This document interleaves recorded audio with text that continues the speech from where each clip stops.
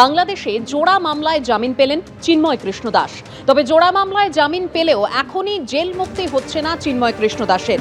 খুনের চেষ্টা, ভাঙচুর, হামলা, সরকারি কাজে বাধার অভিযোগে জোড়া মামলায় জামিন পেলেন চিন্ময় কৃষ্ণ দাস।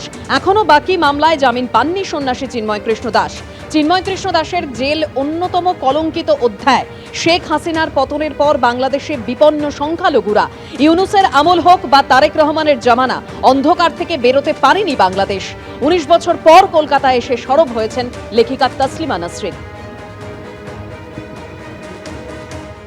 চিন্ময় কৃষ্ণ দাস হিন্দুদেরকে যেভাবে আশা দিচ্ছিলেন, তারপর সংগঠিত করছিলেন, তাতে মনে হয় অনেকের অসুবিধে হচ্ছিল, বিশেষ করে সরকারের। তো এই সরকাররা তো কখনো মুক্ত চিন্তার পক্ষে বা বাক স্বাধীনতার পক্ষে থাকে না, বলে বটে, কিন্তু দেখা যায় প্র্যাকটিক্যালি তারা থাকে না।